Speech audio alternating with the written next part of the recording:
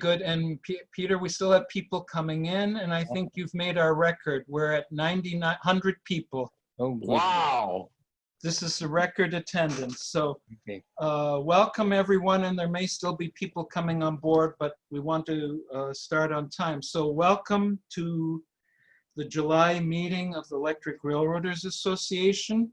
While I give the short introduction, I'd like to ask those of you who are still on video to shut off your video.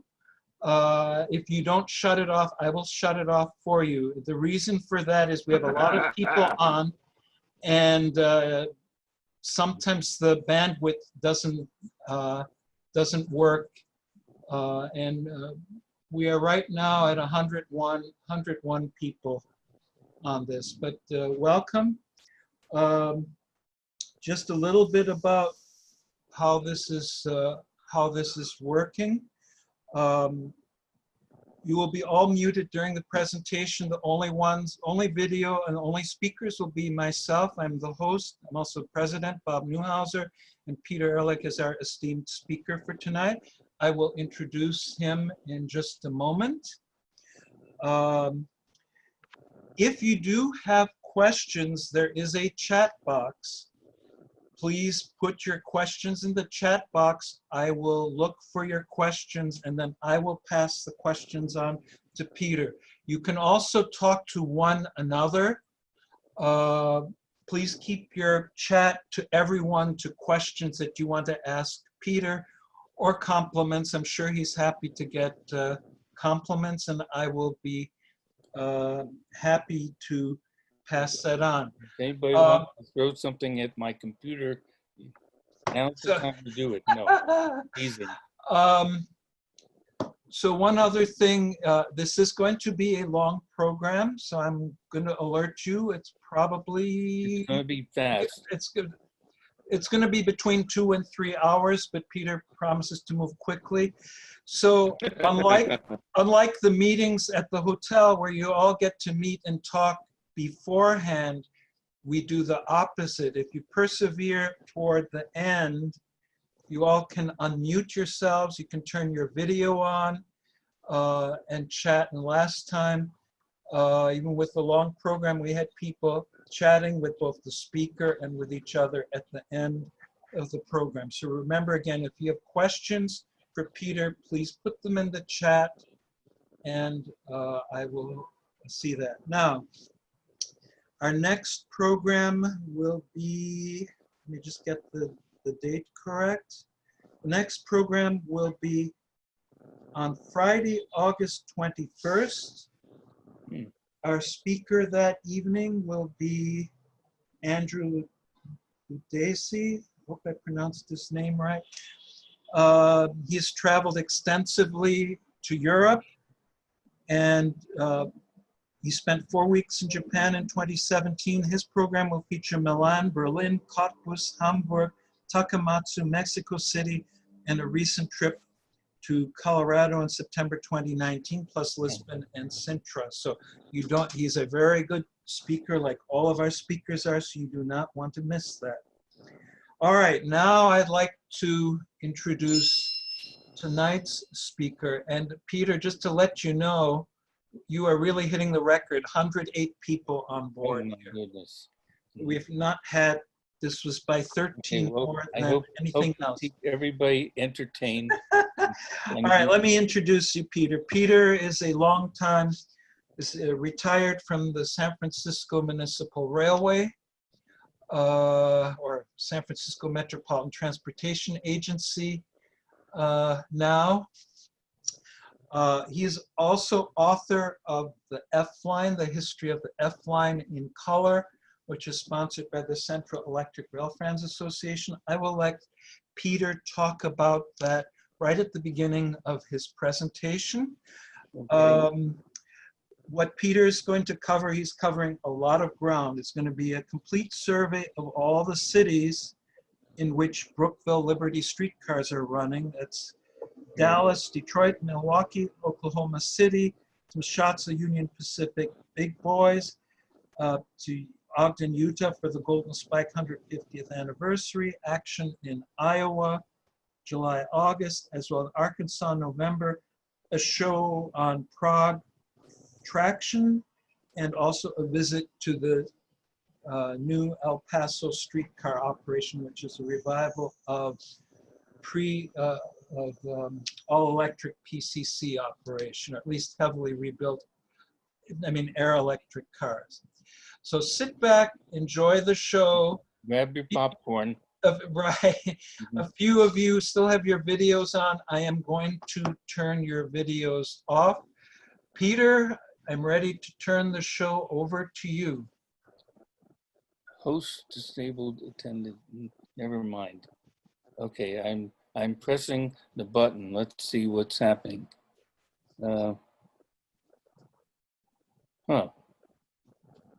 Recording. No, that's recording. The green button. Yeah, that's what I've. The green button. You have my button's been disabled.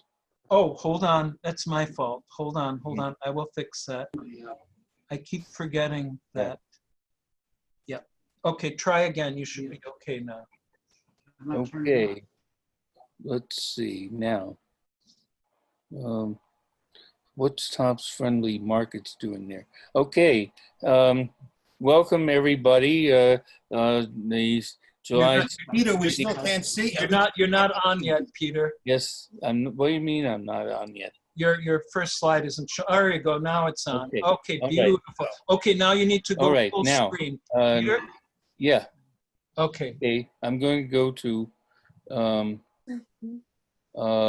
full screen. Yeah.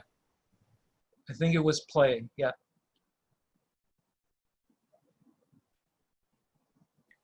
There you go. Okay, we're all set, Peter. All right. Go ahead. So, I wrote this book. I started writing it in 2007, 2 years after I retired from Muni, because there hadn't really been anything written about San Francisco Muni streetcars ever since the great Anthony Pearl's interurban books of the 1970s, 1980s. And so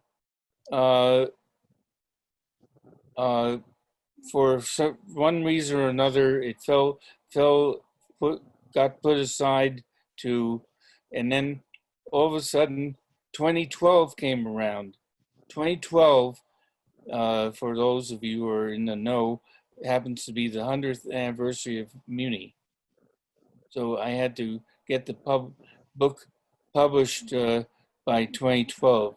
The original edition was published by a self-publisher, and I can gladly say I'm never going to go back to them. Anyway, if you can read the title, I'll go to the next slide. There's the story. San Francisco's Muni Market Street brought streetcars back in 1995 after 13 years. And in the book, I chronicle what happened before the F line, how the trolley festivals helped to get going, and the politicians and the movers and shakers all got together and got the F line going, and we've never looked back since. I also added some more information in the new CERA book about goings on, including the three of the four lines that opened up in 2018, two of which are Brookville operated lines, and the other one is El Paso. So you can read all about it. The way you get the book is if you read down at the bottom of the page, gives you all the information that you want to know. Or write to CERA. Okay, without further ado, Okay, Peter, let me stop you Yeah. right there. If you don't have time to copy this down, if you go to our website, erausa.org, our webmaster has put it at the top of the web page for tonight's program, including the address as well as how to order online. And make sure it's going to come up as $65. You have to put in the promo code ERA Zoom in all caps, one word. All that is also on the website, erausa.org. One other thing, Peter, before you start. So right now, we have a record turnout of 116 people. We are going to start with renewal season. None of this is free. We have a premium membership. Please think of the electric railroaders when you are renewing. Any donations or any bequests are tax deductible. We are a 501c3 nonprofit corporation. So you will be getting the notice probably September. So enjoy the program, and Peter, back to you. okay, thank you, Bob. So on to Brookville Mania. Brookville is a company that first started producing mining locomotives, and then it got into the PCC and other vintage streetcar rebuilding. And Peter, then, you need to go to the next slide. can I go to the next slide? Yeah. Okay. First city to get the Brookville Liberty is Dallas, and there's the map. Goes Peter, north, south. Peter, did you go to the next slide? Yes. Oh, Still showing the cover of your book on my screen. Yeah. I know. We might have to go back to the other mode. Why don't you go back to the other mode? I mean, BSRA did it and it worked. okay. Let's see. Let's try this again. Give it a minute. Okay. There you go. All right. Yeah. Just go in this mode. It's slide. Or you want to try it one more time? Okay. If it Yeah, doesn't I work, want- we're doing it in this thumbnail mode. Okay. Try to go to the next slide. No. Okay, you're advancing, but no, we're seeing just the first slide. Just go back to the other mode. It's fine. Okay. It is what it is. That's a All shame. right. I know. All right. There we go. Now, can you see that slide? Yes. Yeah. Mm. Yes. Go ahead, Peter. All right. First system to get the Brookville Liberty cars was Dallas. Opened up the Dallas streetcar line, which is about 2.45 miles long. It runs from Union Station north into the Oak Cliff area of Dallas, across the Trinity River. And opened up on April 13th, 2015. All Brookville cars have off-wire capability. They have onboard batteries, and every system that has them has some stretches of no wire, as you'll see. So the line starts at Union Station, where you can connect with Dart Light Rail, and also Trinity Railway Express runs over the historic Houston Street Bridge across the Trinity River into Oak Cliff. The original terminal was at Beckley in Colorado. It was extended in 2016 down to Bishop's Art District. Let's see.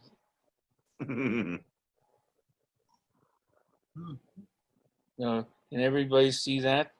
Mm-hmm. Yep. What happens if I put a, can they see that? Yeah. But let's see if we can advance. Peter Strauss just joined Zoom here. Okay. So hello, Peter. Okay. Here. This is a car at Union Station, Can you see that, everybody? Mhm. Okay. Another shot of Union Station with the Reunion Tower on the left. Can you see that? No? No, it's not advancing. So go Right. back to the thumbnail. Okay. I don't know what's going on. Sometimes it works and sometimes it doesn't. There you go. Wonders Okay, of computer technology. right. Okay. Okay. There's Yeah. the Reunion Tower on the left.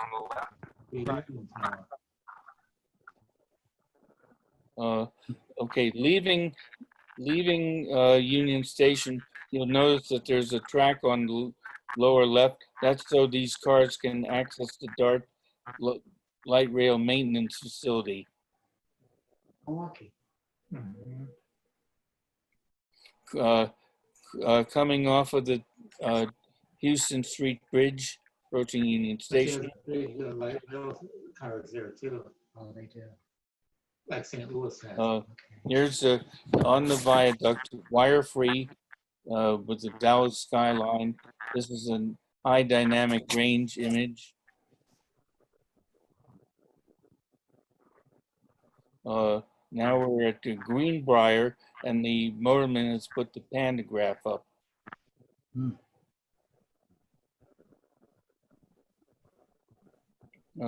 Go through a few relatively new buildings that have been built up with since the streetcars come along, and arriving at Beckley in Colorado, the original outer terminal. And if you want to get a Subway sandwich, you can get it here. Okay, Colorado and Zhang Boulevard. And now we're approaching the Bishop's Arch Terminal. This is Zhang Boulevard in Davis. There's 2 shots at the terminal. Of the 4 systems, this one seems to be the least used. Here's a shot from 2015 when ERA visited the shops. Okay. Next system was Detroit. Detroit operates entirely on one street, Woodward Avenue. What else was Woodward Avenue famous for? PCCs. In its heyday, and I think probably right up to the 1956, PCCs were 90 seconds apart. Anyway, the 6 cars in Brookville Liberty cars are numbered from 287 on up to 292.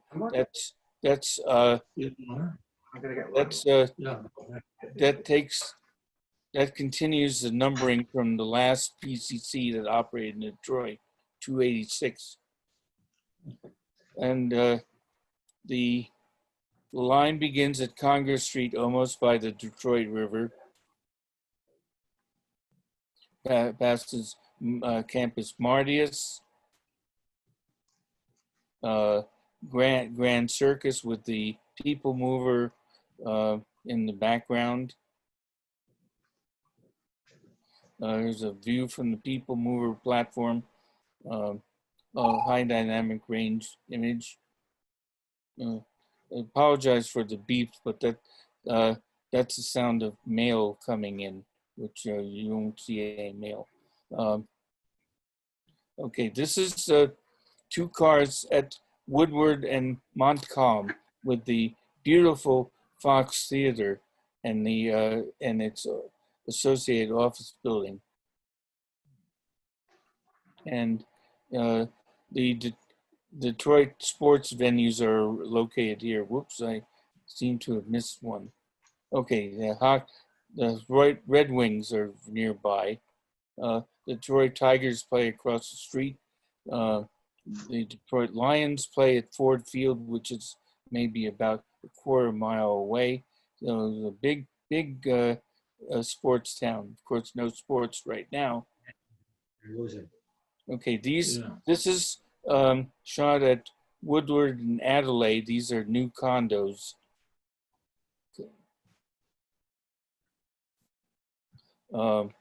Coming into, getting close to the theater district.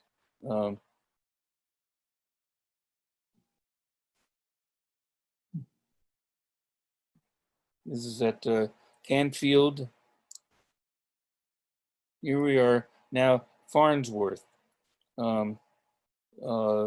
Big wide avenue. Some of the motormen use wire. You can use the wire from this stretch on down to say Adelaide, but then you have to drop the pan again. But some motormen just run it without the pan up, and that's my automobile on the left. Okay, now we're passing the Detroit Institute of Art and the public library, main library. So, This is Amsterdam. What the tracks do, they go from the side of the street into the center of the street, and it's done without wire. The motorman can sit here, put the pan up to recharge the battery if he needs to. He or she. This is Baltimore. Pretty. The viaduct in the background is where Amtrak goes. And those the distinctive Detroit street lights.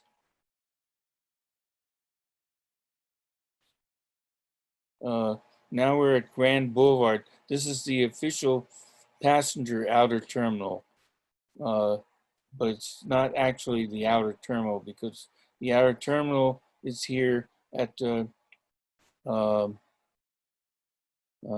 see, Lothrop, and here the operator will sit for about 6 minutes, put the pan up to recharge, and then when he's ready to go, drops the pan, goes off, goes back downtown. The car barn is located here. It's sponsored by Penske. And there's, I forgot. I'm getting ahead of myself, sorry.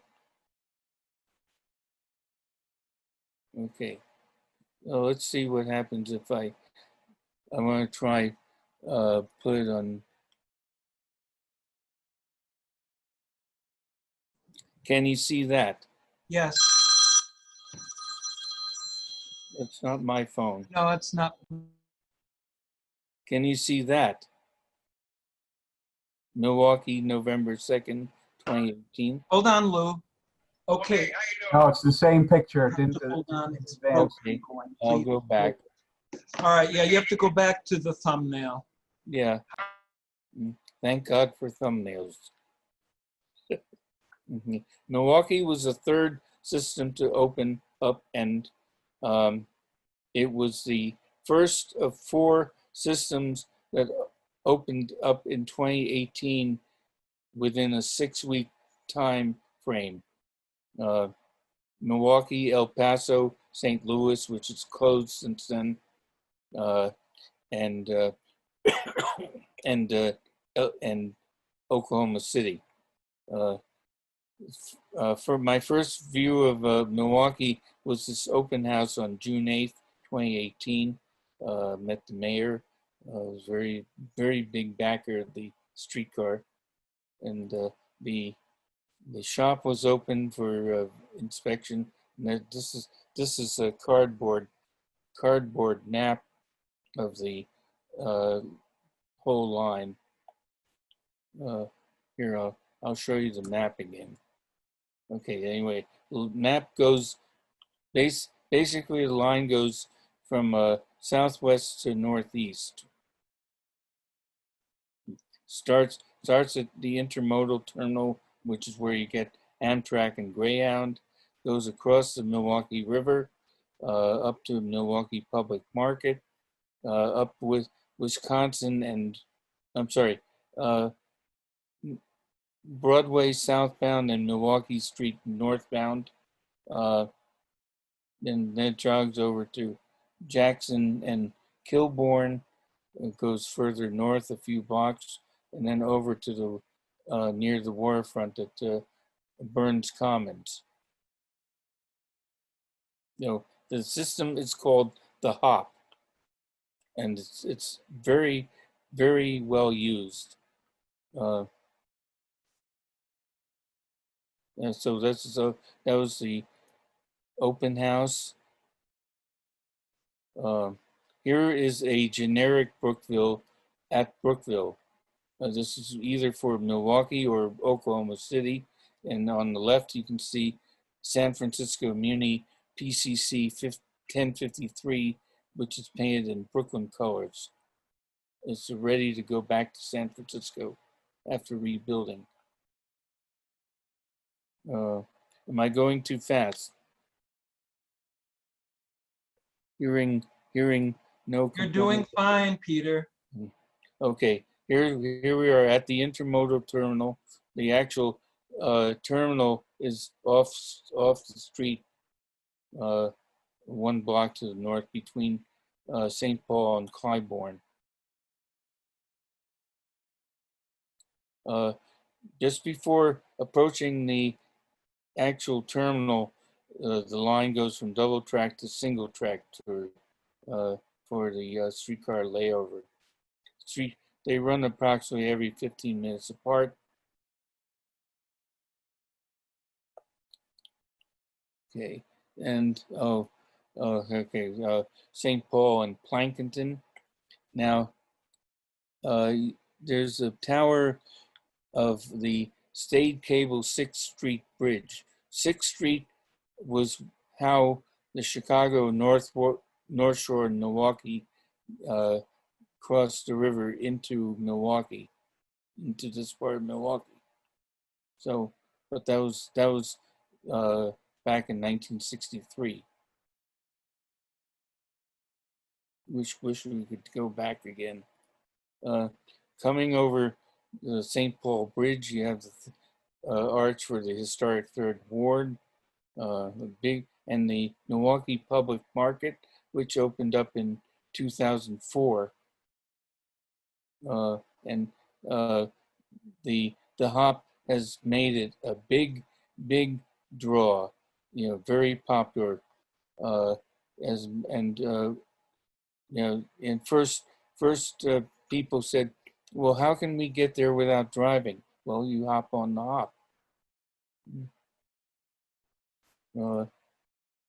Oops, okay, here are another shot crossing the Milwaukee River.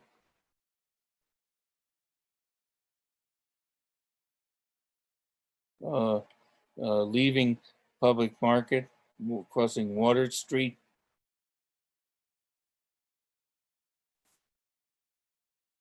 Oh, sorry, I left one out. Okay, and you can sit on the outside and enjoy a nosh and watch the streetcars go by. What perfection. Okay, turning at Broadway onto St. Paul, an inbound car. This is Broadway and Michigan Avenue. This building is the Italianate 1878 built Mackey building.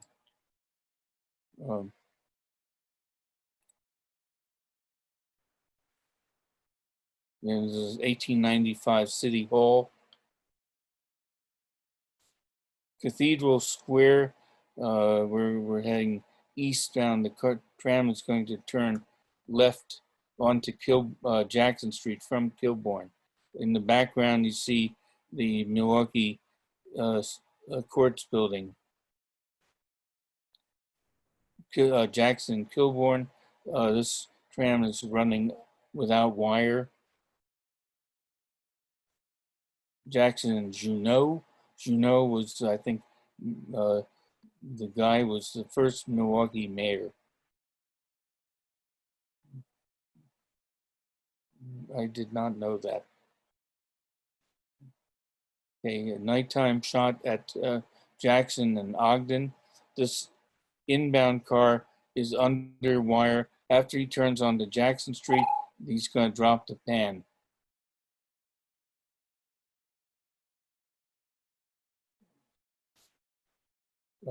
Ogden and Astor. I forget the name of the church, but it's a beautiful church. Amazingly, these houses on the left are relatively new. At one time, the city was going to build a freeway through this area. That was back in the 60s, and it never happened, thank God. And we end the line at Burns Commons.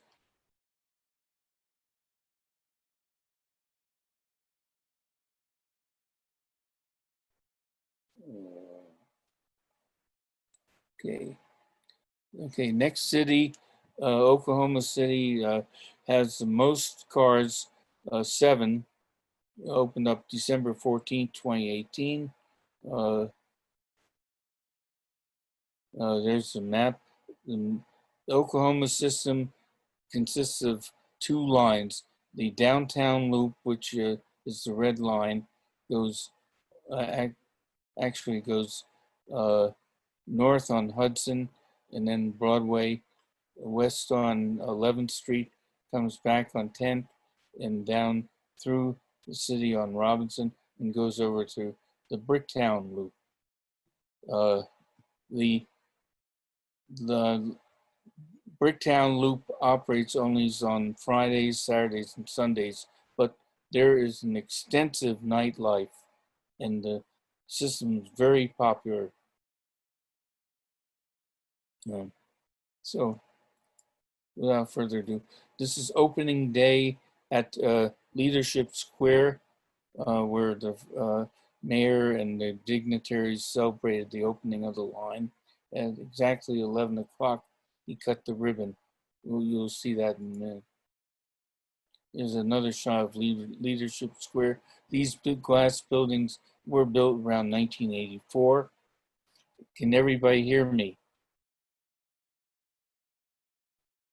Yes, Peter, just fine. Okay.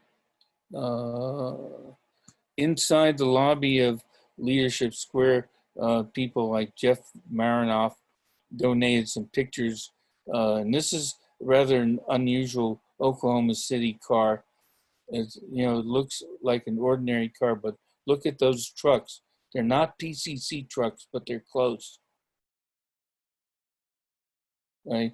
I think the Oklahoma City system died out in 1947, 48, around that time.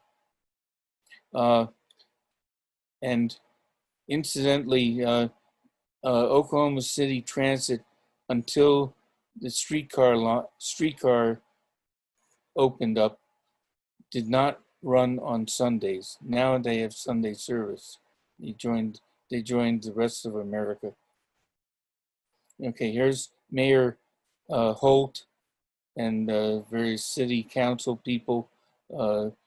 Mayor Holt, Richard Holt, he's a Republican, but he has Democratic city council. And he's cutting the ribbon. And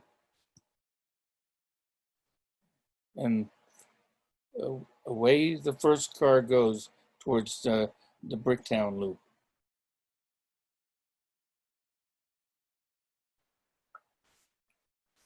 Okay, now we're at on the part of the line where the downtown loop and the Bricktown Loop are shared.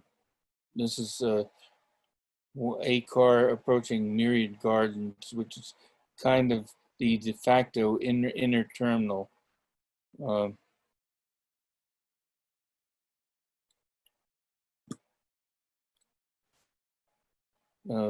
This is a Bricktown Loop car making the turn onto Sheridan Avenue, Sheridan Boulevard. And this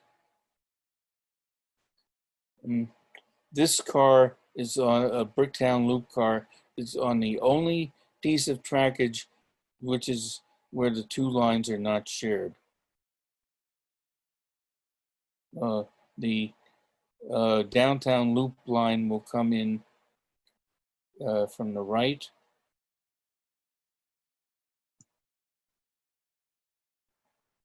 And passing Century Center or Cox Center, Convention Center.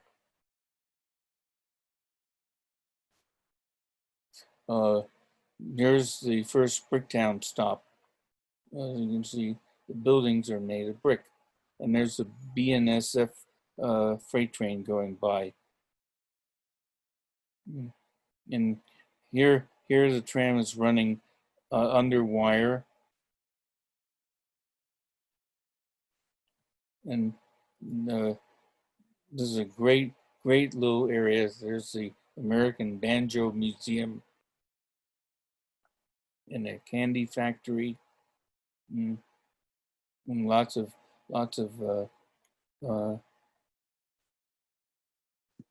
bars and restaurants. Very good. This is at Mickey Mantle.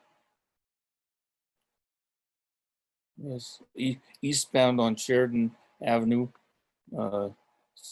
coming into Mickey Mantle stop. This is East Bricktown. This is actually, I consider this the inner terminal, even though it's not, because from here the trams will be going outbound.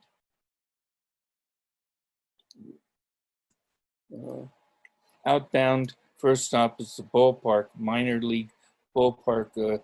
It's a AAA affiliate of the Dodgers. Oops, I missed. Okay, and crossing the Bricktown Canal, you can see a mural of what used to run in Oklahoma City for traction.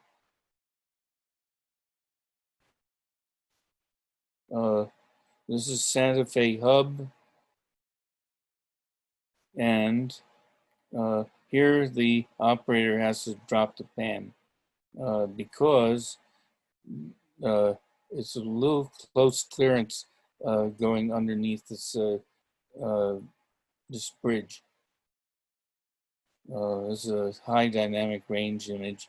And I heard one story that one time an operator forgot to drop the pan. Well, there went the pan. Okay. Stops at Arena.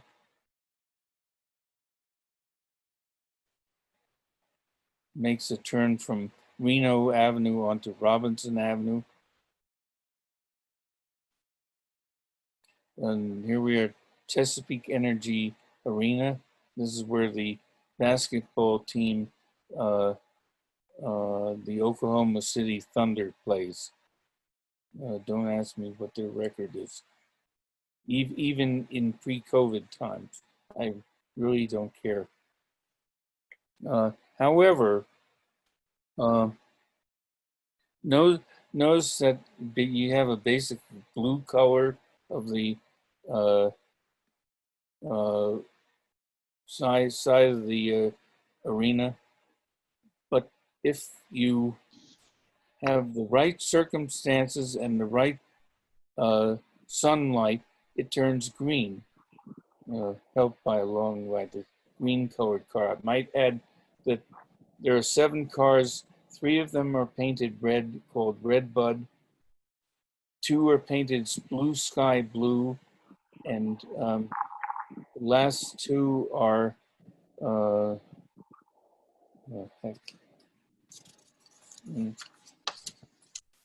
I can never remember the official green color.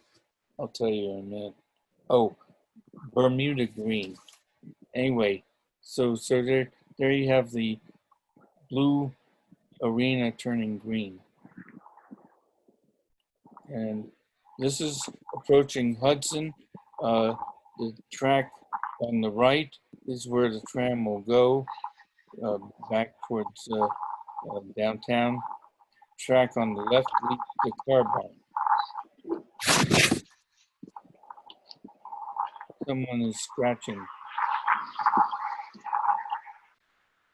Okay, here we are now. We're on the longer downtown loop. The entire system is 4.8 miles long, and this is at Hudson and Park. The library is located here. Museums are located here. Coming down the hill, I'm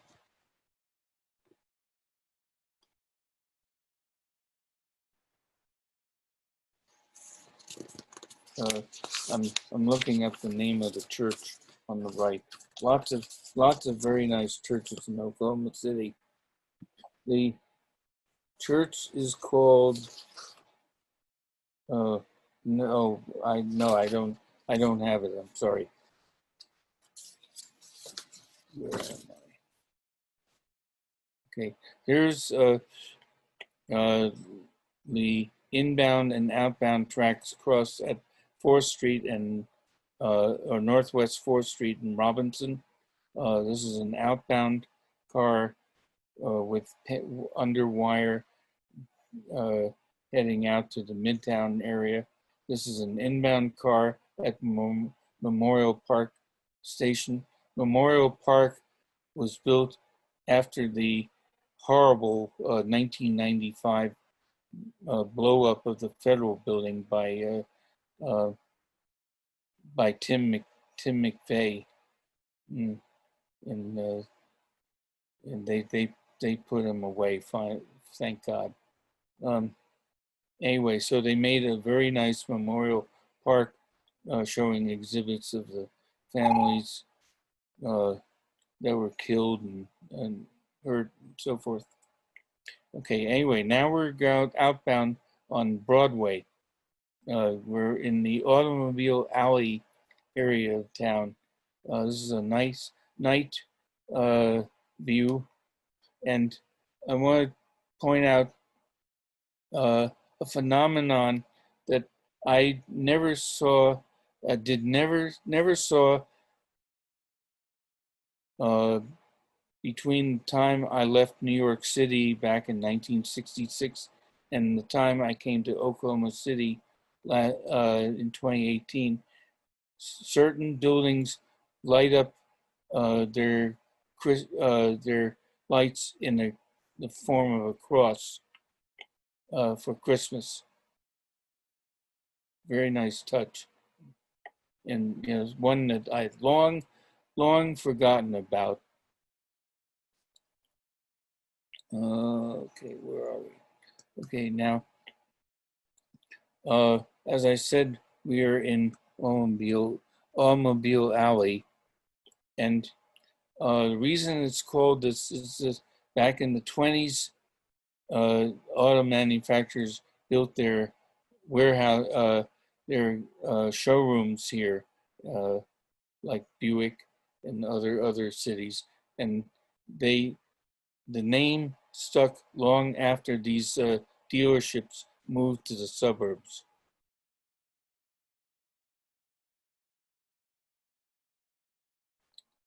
Okay, trying to move right along. Now this church I can tell you is the First Baptist Church. This is on Northwest 11th Street. It covers an entire city block, and there are 2 chapels.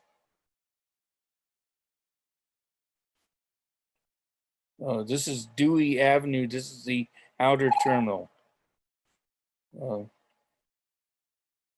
And this is passing through Midtown. This sign illuminates at night.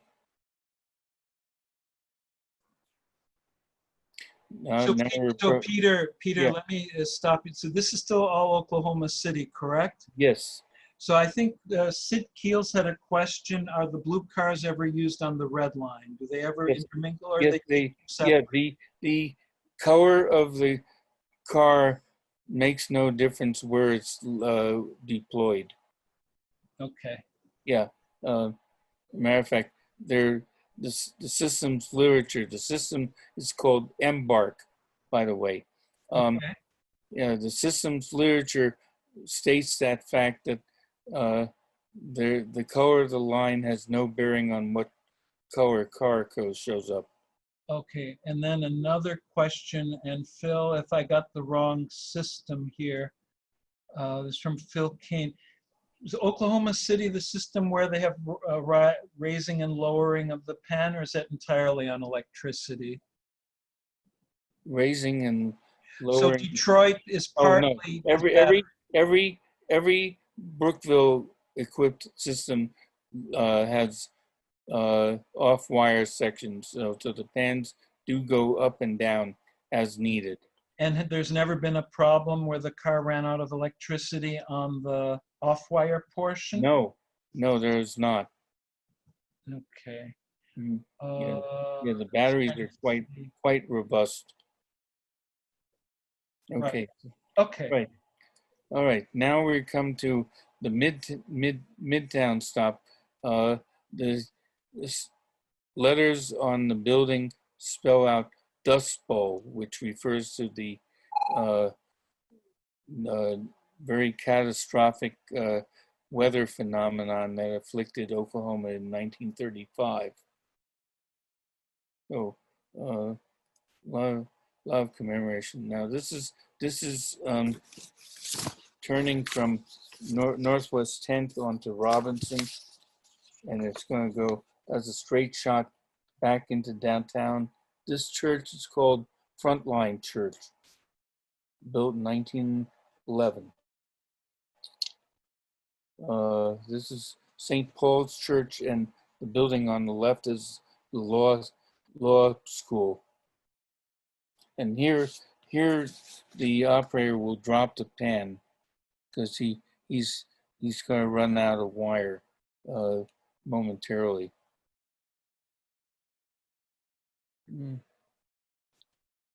Oh, wait a minute. Sorry, I went backtrack. Here's the believe it or not, the Oklahoma Department of Environmental Quality.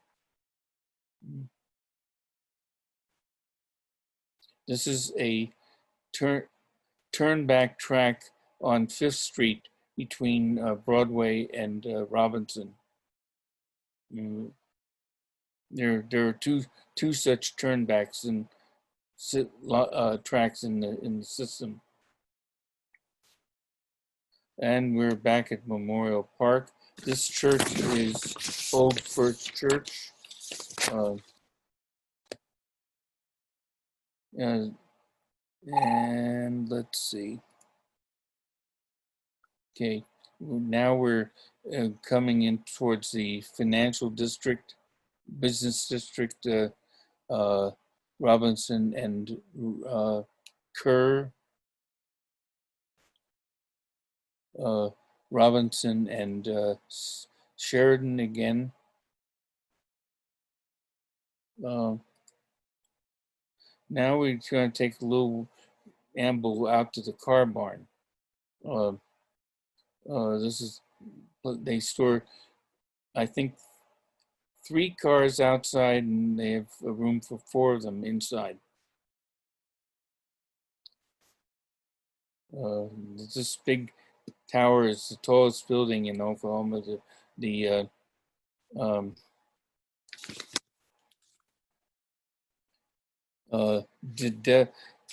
Devon Energy Building. Okay. And here's the car about to pull out, and his way gets impeded by this.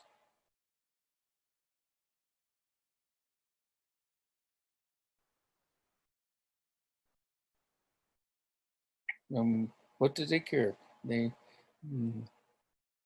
they don't mind holding up traffic.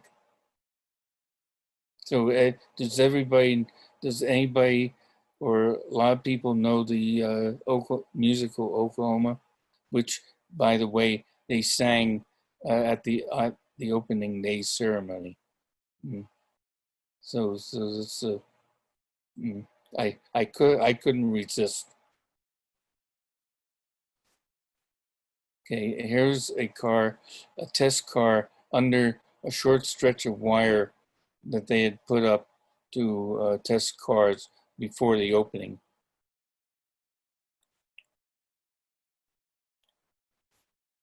Oh, it's 8:21. Question Yes. from Anthony Trolley. Are these cars basically 2 rooms and a bath, or are they rigid trucks? I would suspect there are 2 rooms and a bath. Okay, thank you. Okay, now we're going to move on to the first Union Pacific segment, and hopefully I'll have more success with come on. Okay, can you see that first shot? Okay, this is the big boy in Des Moines, Iowa. Okay, I'm going to click. Yes, we're good. Okay, great. Okay, so what I did in May was to chase its inaugural trip from Cheyenne out to Ogden and back, or as much as I could. And that took me about 10 days to do. Can you see that? Yes. Okay, leaving Cheyenne. Oh, thank God.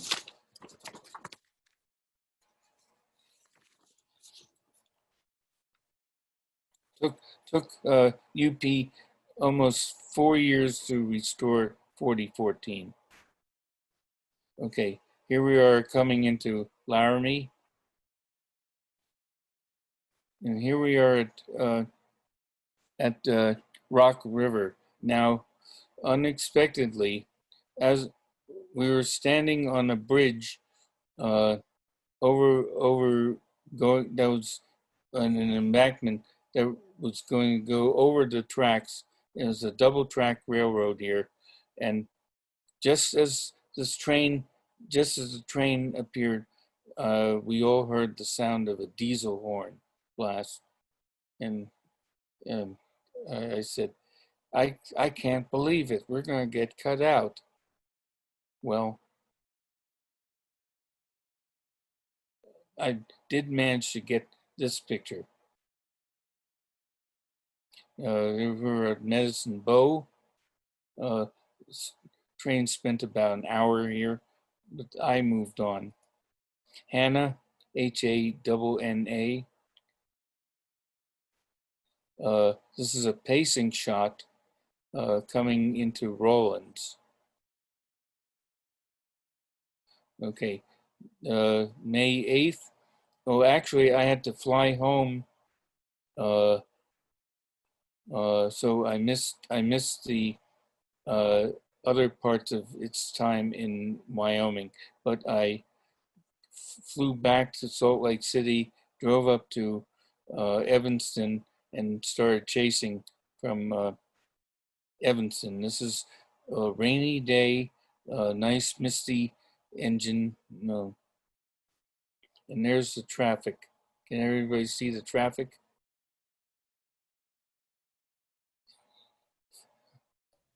I mean, there were thousands of people. This is coming into Morgan, Utah, 5 miles east of Morgan. Very nice high dynamic range image. Okay, this is in Ogden on May 9th. 4014 was waiting to get the call to come up to meet and basically kiss 844, which is facing the other direction and already in the station.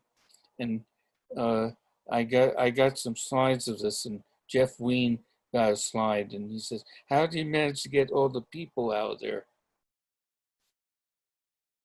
Okay, and the front runner commuter rail comes in to Ogden using these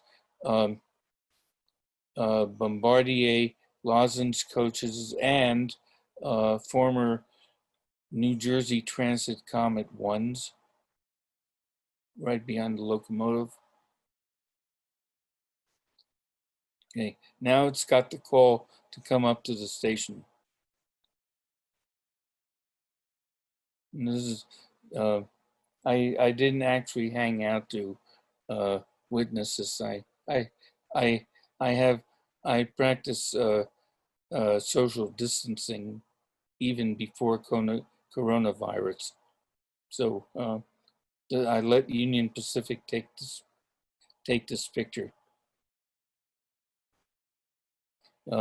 May 11th, the day before the train departs.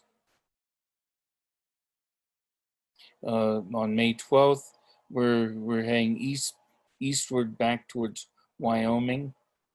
This is at Echo, coming into Echo. This is at Castle Rock. Okay, here's Carter, Wyoming, where Eric Ostrowicz was with, and I didn't even know it. Leaving Granger,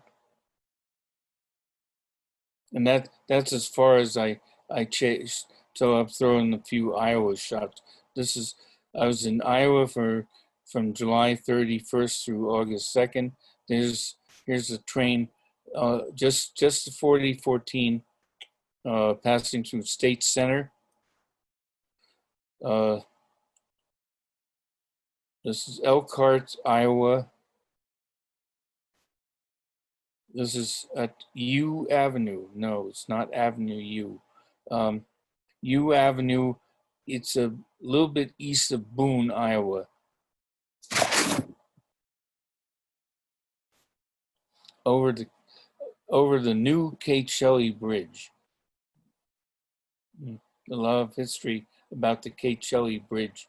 It was named for a heroine who prevented a horrendous train wreck during the flooding of the Des Moines River underneath by flagging the train down.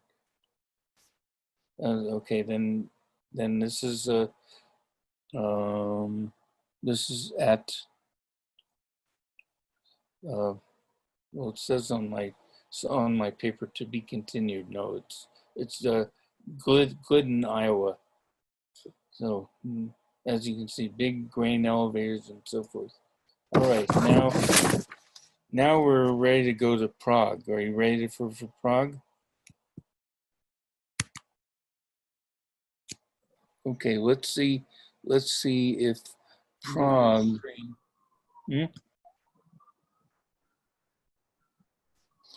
Let's see if we have as good a luck with Prague as we did with UP. So Prague is the capital of the Czech Republic. We don't have Prague yet. You don't have Prague yet? You have a Prague slide on your computer? Yeah. Okay, we don't. So thumbnails. Well, that's I've got the thumbnail. Okay, but we're still seeing the Brookville under construction. No kidding. Oh. What do you have on your computer? I have the show that's marked ERA Prague show July 17, 2020. Double click on it again and let's see if If not, I have another idea. Can you see that? No, so why don't we do this? Why don't you unshare your screen and share it again? Hang on. Unshare. Just undo it. Stop sharing. Stop share. Okay. Okay, now share again. Okay. And hopefully it'll come up with the Prague picture.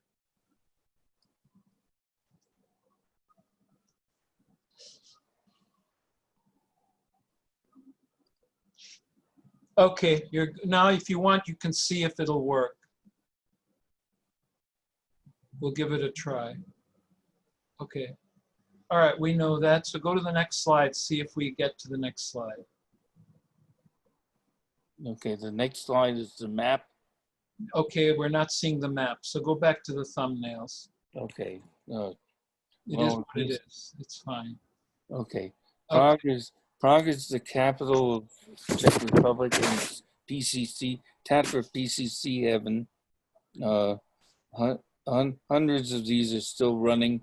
The T3s were the most successful and prolific PCCs ever built.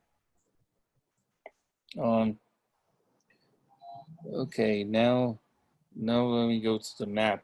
The map is very, very complicated.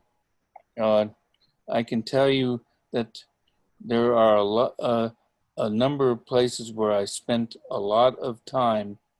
One of them was, you see my arrow pointer, Malostranska. You know, big open space there. Vozovna Strasovica is where the tramway museum is located. Nice tramway museum. I spent a lot of time shooting trams going over the Legion's Bridge, or Legi Most. I just spent a little bit of time out here at Strasnica, and some time up at the exposition, which is up around here. It's right about here, and so very intense system. Now, Prague PCCs, there are several varieties. The most popular set are what they call the T3R.P. There are 315 of them. Can you see that? Yes, yes. Okay. What happens if I put it on? Can you see that? If we can go to the next slide. No?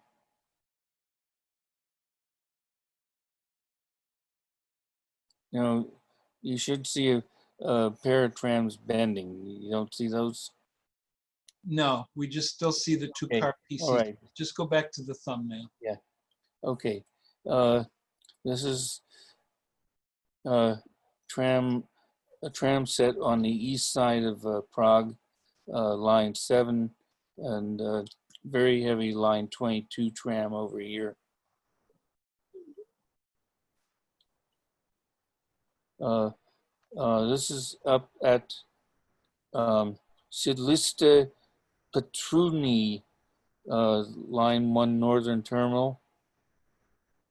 A nice night shot at IP Pavlova, which is one of the heaviest subway stations anywhere. It almost rivals Times Square. Here we are back on line 1 at Veternik.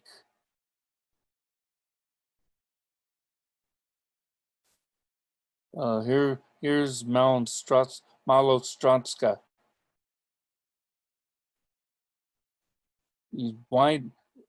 Seriously wide open space. I spent a lot of tram spotting here.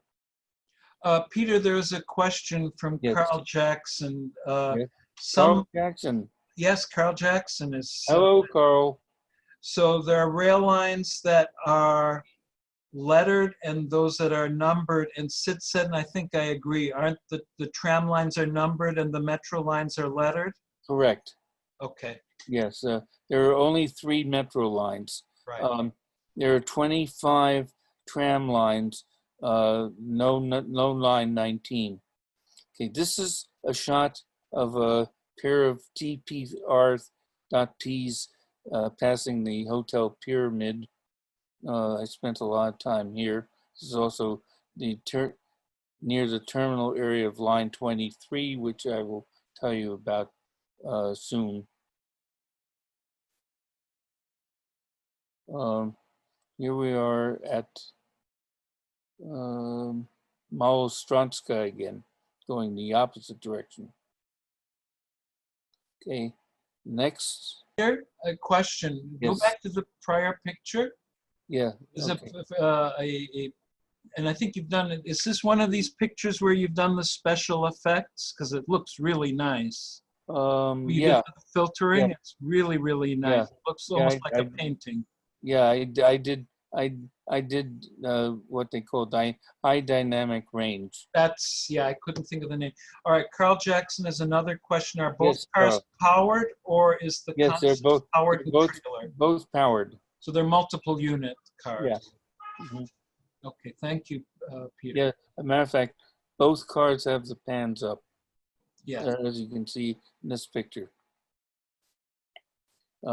This is the newest series of rebuilt Tatras. Basically, I should say, nearly all these Tatras date back to about 1966, and the ones that are still in service, all 315 plus, have been rebodied with thyristor controls. They retained the PCC trucks. This is a TP. Where is it?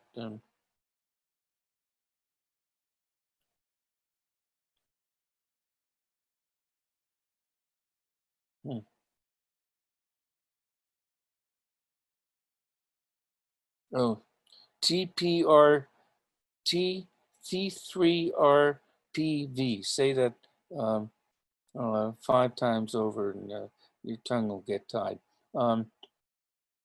Anyway, you can see that these cars. I'll go back to some of the older, just plain TPRPs have slots where you can see the bogies, the PCC trucks. But anyway, these are the newest rebuilds. There are only about 35 of them. And for some reason, these rebuilds, they like to put shrink wrap on them. Okay, now we come to the most interesting rebuilt Tatra T3s. These are T3R.PLF, which means that they've been retrofitted with a low floor center section. And the windows opposite the center doors are lowered to match. And they also have a very distinctive paint scheme, more maroon red than the normal fleet.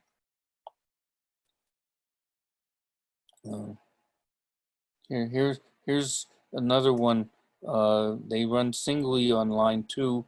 This is at the Viton Bridge, and you can see a passenger train crossing the bridge. Here's the interior. Oh, Peter, it also looks like they're more of a silvery, the light color is more silver and not yellow. Yes, that's correct. Yeah. Yeah, here's the interior of a T3R.PLF. You see the low floor and spaces for wheelchair users. Peter, the other thing, we go back to the other picture because I've been to Prague several times. Those in our audience who have not been to former Eastern Bloc, they set out the seats for maximum capacity because I even see here in the rebuilt cars, it's single file seating on both sides of the car. You would never see that in a Western country or in the United States, but they're designed to carry maximum loads. Okay. Thanks.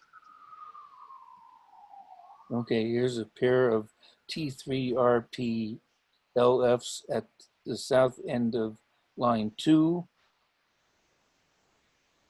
And they do run in two-car trains. Normally, they will have a regular T3R.P coupled to it. But on occasion, they have a few T3R.Ps that have matching colors. Like this set here. Okay, then this is the representative of the first upgrade before you got full width destination blinds.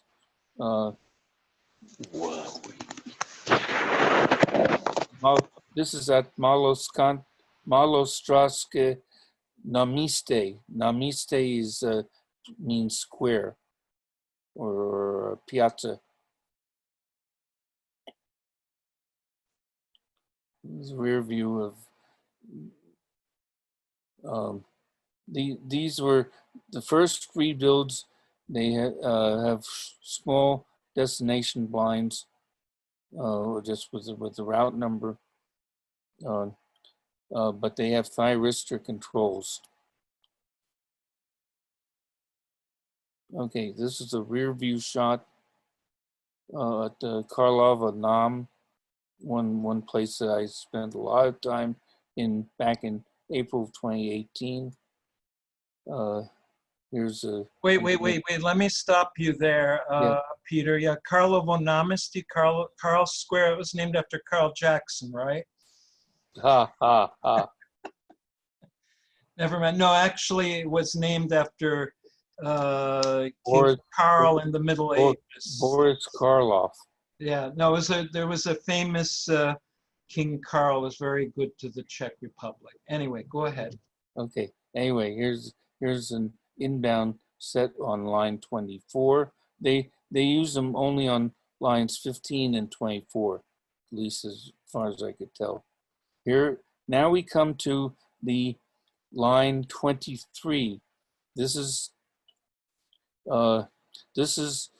the showcase line.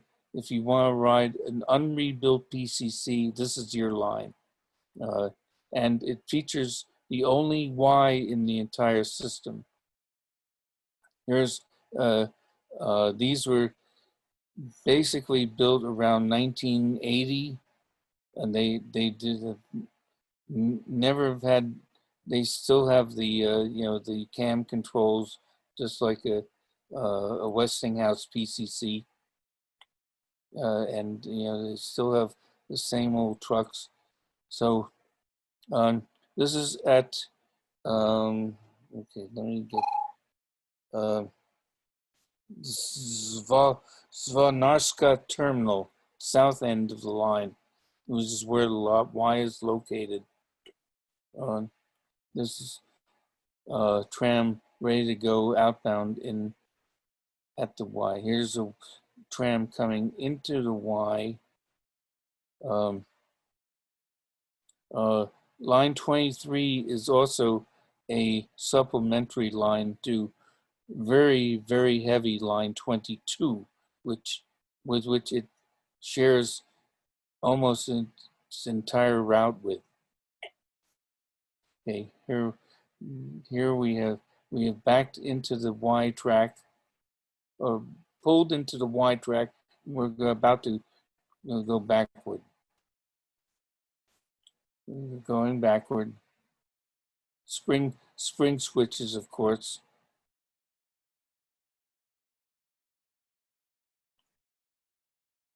Here's a view of a set Y, which I took from the first car. I was allowed to ride around the Y. And once again, ready to go northbound. Inside these trams, they have English card history cards. Very pleasant experience. And here's what the trucks look like.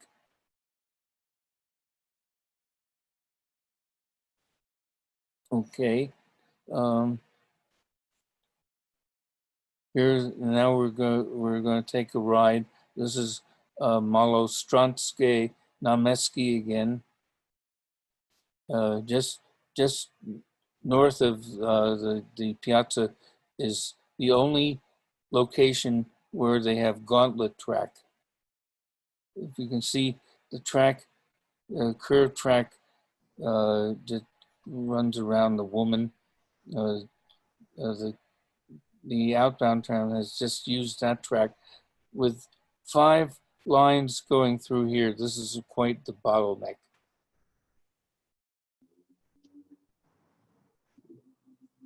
But it works. Okay, here's one set of unrebuilt PCCs passing another set at Malostranska again. Now we're approaching Vozovna Stresovice, which is the where the historic tram depot was located.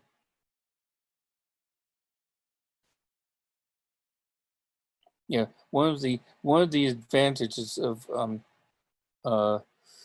doing this by Zoom is that I have a set of notes that I can refer to as I go on. Here we are at the museum. There's a set not in use but ready to go if needed. This is at Malovanska, which is the last stop before the end of the outer terminal. And once again, passing the Pyramid Hotel. Coming out of the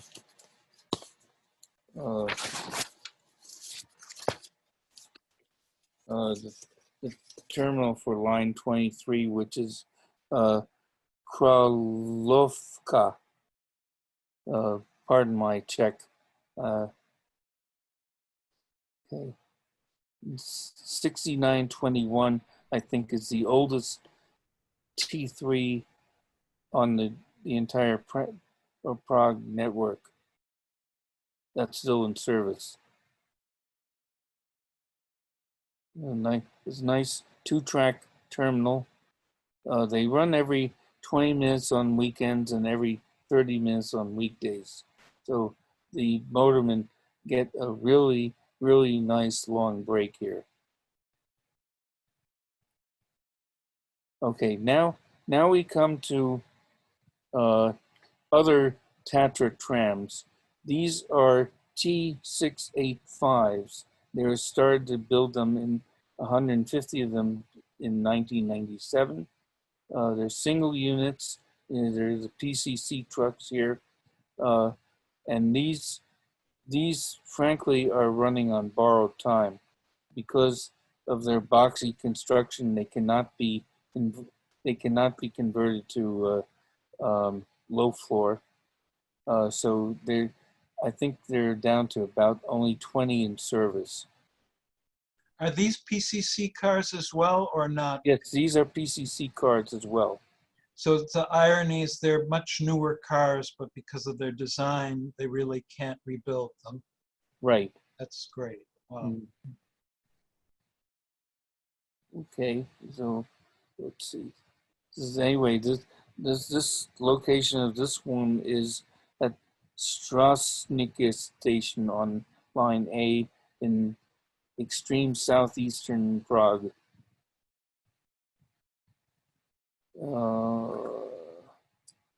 Part of my problem with having to use the mouse is sometimes the mouse disappears on me.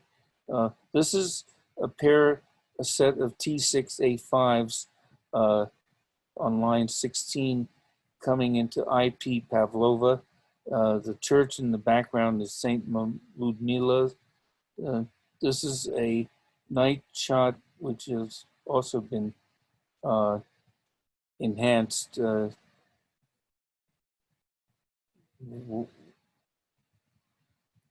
Try high dynamic range and enhance.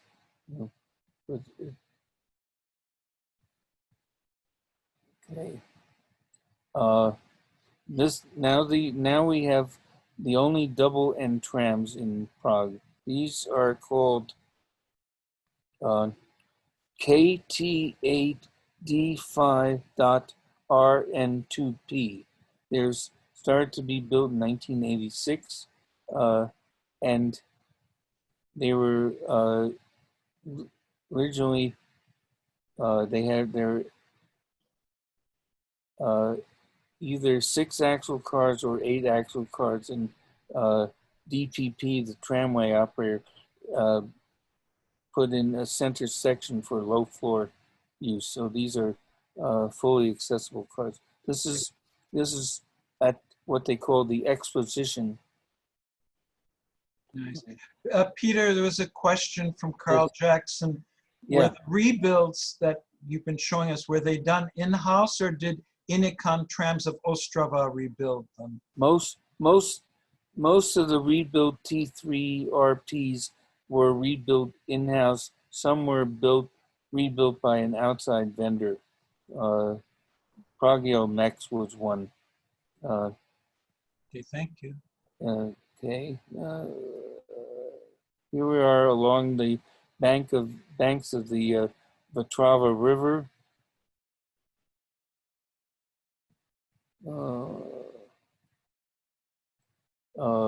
Passing the Hotel Pyramida on line 25.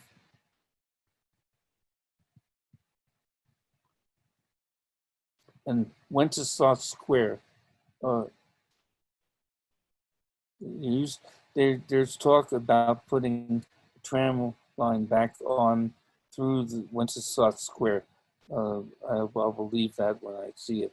So, Peter, I'm going to jump in because I've been to Prague several times. So, Wenceslas Square is sort of the geographic dead center of the city, and they had the old style trams going there till 1974 when the metro lines opened. And when the metro opened, they, as you said, they kicked the trams out of out of Wenceslas Square. Yeah, we'll see if they put them back or not. Yep. Okay, now we come to the first low floor trams.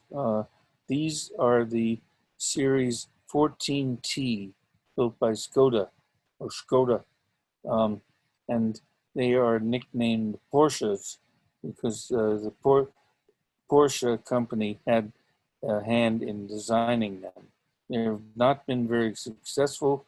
There was a period during the mid-2010s when all of them were taken out of service for modifications, but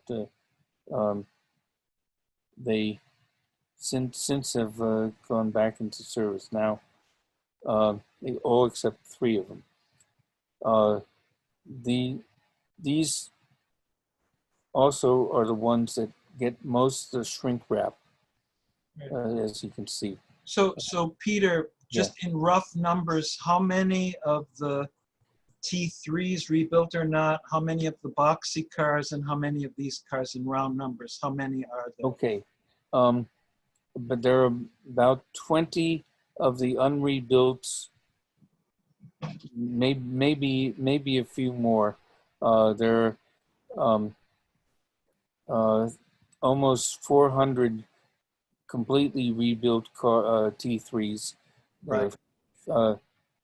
150 of the T6A5s, which is down to about 20 right now. 48 of the double end cars, and there are these are the series from 9111 up to about 9170. So the mainstay of the system are the rebuilt T3s is what They you're are, saying. yes. That's amazing. So I have a couple more questions from the audience. Peter Strauss is asking, were they still running the two-car vintage tram service when you were there? Patience, Peter. Okay, and next and final question, and this may be its coming patience, is are you showing any pictures of the metro itself? No, not at this time. Okay, that's it. Yeah. Thank you. Okay. Continue. The metro system is something I was hoping to explore this year, but then COVID-19 hit. Anyway, so this is at Sidlista Madrani on line 17. Nearly all the Porsches operate on line 17. This is at Nad Troju in the northern part of the city. Viton Bridge. Oh, and this is at Exposition. Here, the tram on the left is shrink wrapped, and on the right we have a naked Porsche. No shrink wrap. Okay. Here's another naked Porsche. This is at Vaklovska Nam, also just outside Wenceslas Square. It's on line 3.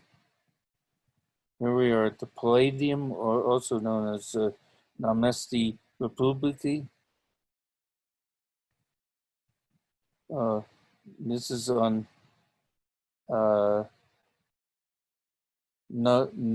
Narodny Divaldo on line 17. The building in the background is the Friedrich Smetana Museum for the composer.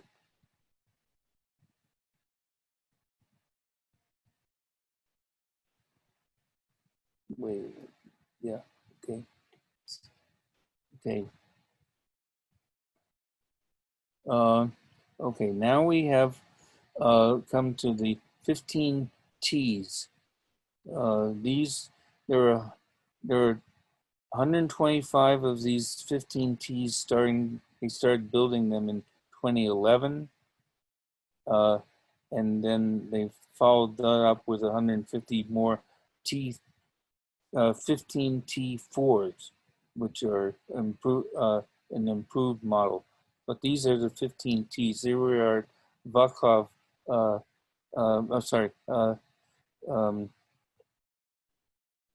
Karlova Nam, Bob's favorite place. This is at Jindroska. The church is called St. Henry's, which is odd. I never thought there was a St. Henry. This is at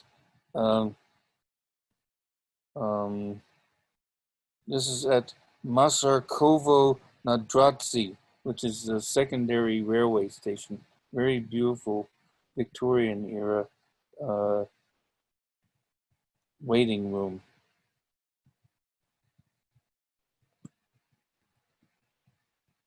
Oh, this is what you do when you apply the Photoshop palette knife effect.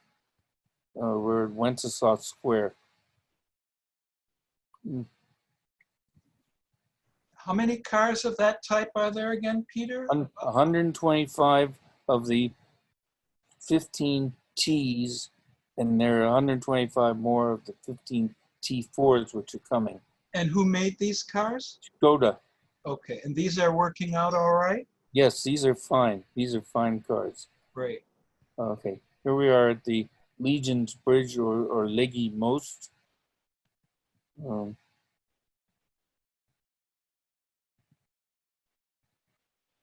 Here we are coming through the gauntlet track into Náměstí Malostranské.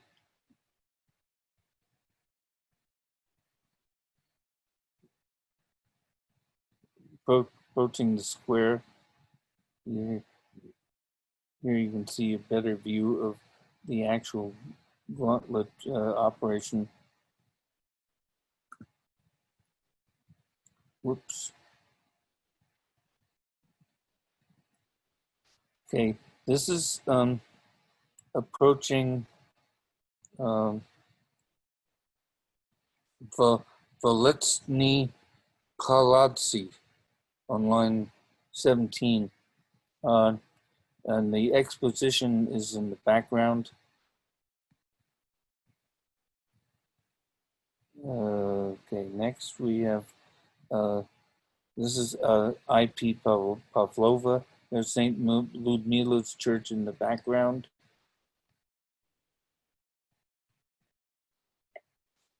Malostranska. Oh, this particular image should have been dropped. I don't know why it didn't get dropped. Well, it's dropped. Okay, we're on the Legion's Bridge going the other direction.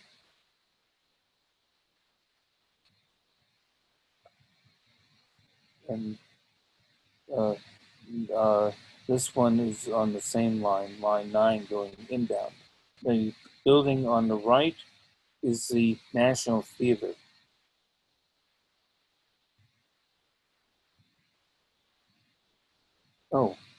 I might point out. Let me go. Let me backtrack. Now we're in the province of the 15 T4s.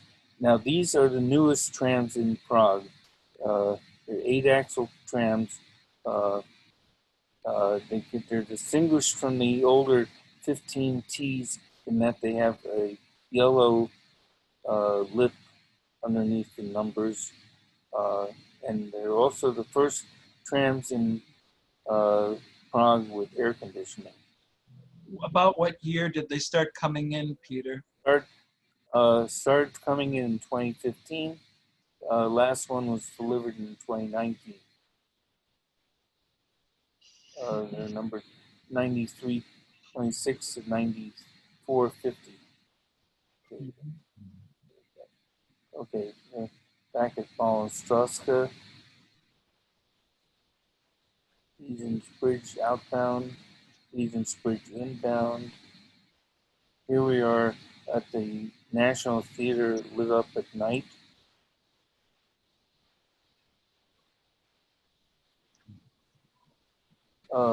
And now this is tram 9450. This is the very last of the 15 T4s to arrive. It's approaching the western terminal of line 9. So it's in the extreme western part of Prague. Okay, now we come to Peter Strauss's favorite car. Oh, boy. Okay, these cars, and they have a big collection. I think I saw about maybe seven different motor cars. I didn't really pay much attention to the trailers this time around. But the 349, which was at the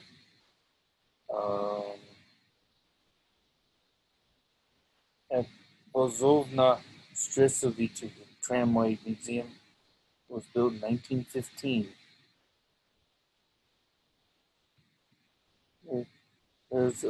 This is one of the trams that was built in 1922. They call this a 9-window tram because there are 9 windows on the side.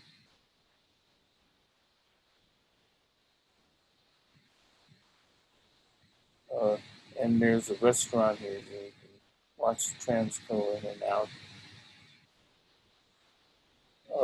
2210 was built in 1929. Here's some of the details. And they make all the right noises, and the crews are very fond of them. Okay, and then we have a Tatra T1 PCC. This the T1s were the first communist bloc PCCs built, and I think this was built in 1954.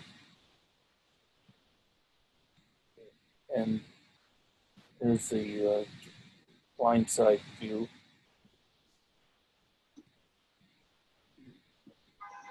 This is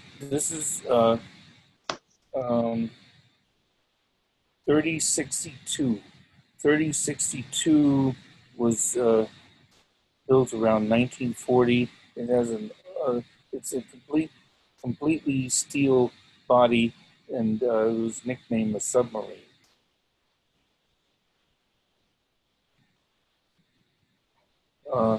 Okay, now we come to another interesting tram operation aspect. To climb the grade or to descend the grade up to the hill, there's a switchback roadway called Chotkova Switchback Road. This tram set is coming in towards Malostranska, and this is arriving at Malostranska. This is a shot that I made black and white, but the tram is in full color. Mhm. Okay, here's one of the trailers with the center door. I didn't get records of when these were built. Anyway, we're back at Malostranska. We're by the way taking a ride on line 41, which operates on weekends between March and November every year. And it's public, runs every hour. This is a diverted line 41, approaching Malostranska, coming off of line 15. One of the 15 line trams in the back. And the reason it was diverted was they were having one of the many races around the city, foot races. Here we are back at the beginning of the Legion's Bridge, 3062 again, passing the Palladium.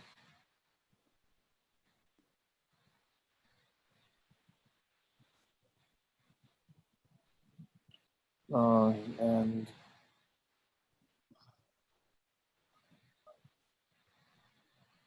this is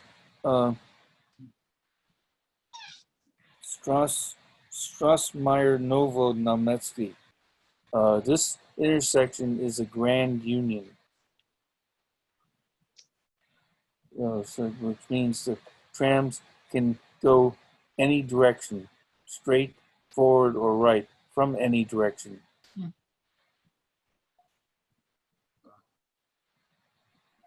This is at Dauduba Trida, approaching one of the bridges that crosses the river Vltava. And here's a line 41 tram heading towards the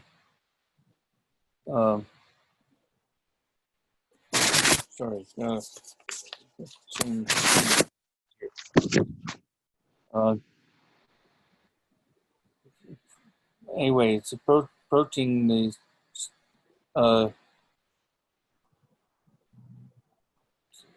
it's approaching the where the heck it's a bridge. I forget the name of the bridge. Sorry, it's not important. Right. Okay. Leaving exposition at Veletsny Palazzi, and this is exhibition park where the line 41 terminates. This tram says come into the park, and poses alongside a 15T4 in the park. In my October 2019 visit, this actual terminal had been extended further inward into the park. 2210 was built around 1922. So Peter, I was in Prague in 1973. 73, they were still running those 1929 cars before the metro opened. When the metro opened, they took them off and just had the T3s Oh, run. nice. I mean, it's nice that you got to see them.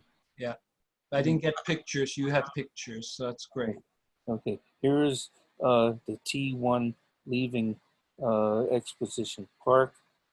Now we'll show some trams in special service.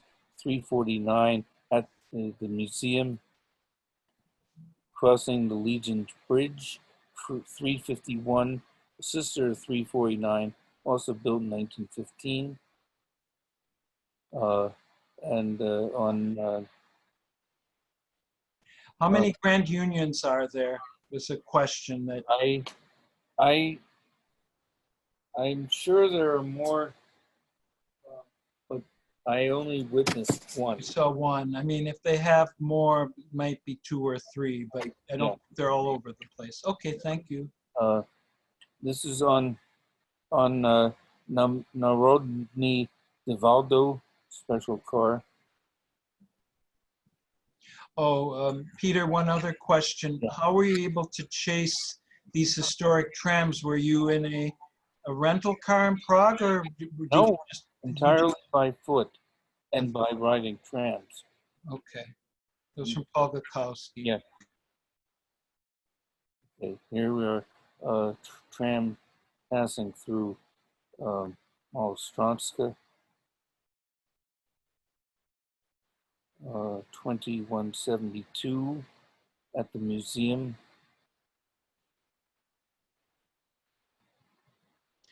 Before you leave that picture, can you go back to that picture? Yes.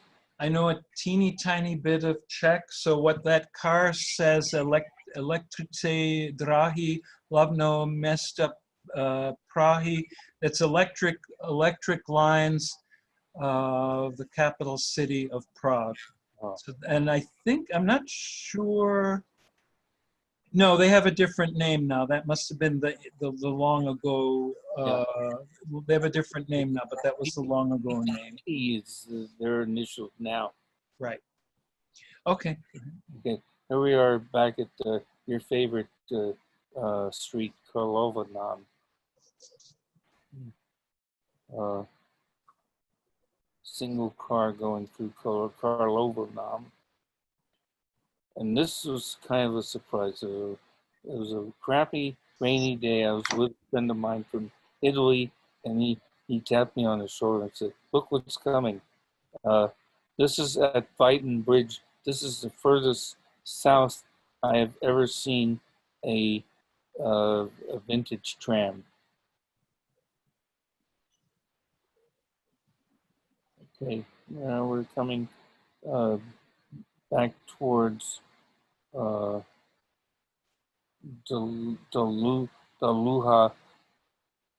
Trita. We're approaching this And the bridge whose name I couldn't figure out what it was. It's a Stefanikov Bridge, or most. Most, yeah. And there's the bridge. And then and Prague with a few works trams. There's a works tram we built from a T3. This is a driver instruction tram. And this is a sightseeing tram. This is a very new occurrence in Prague. Okay, so now we're going to go to El Paso and jump across the ocean. Let's see if I have better luck with El Paso than I do with. Okay, can everybody see that? Okay, are you in El Paso? Because we're still in Prague. You're still in Prague? Yeah, you might have to do the same thing again. Stop sharing and share again, just like you did before. And then just share your new screen.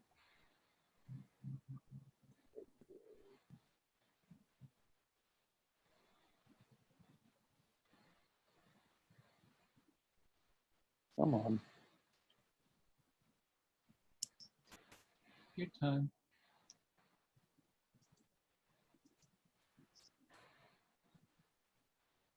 Let's see.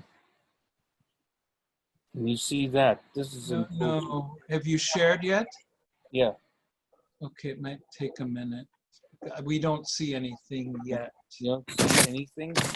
No. Oh, you know,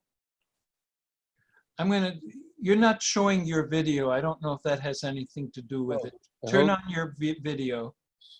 Okay, I'm starting. All right. Now, have you shared your screen? Because it's not, we're still seeing everybody in gallery. You have to go up to the green button, which either on the bottom or on the top on your machine. I'm in Keynote. Oh, share in Zoom.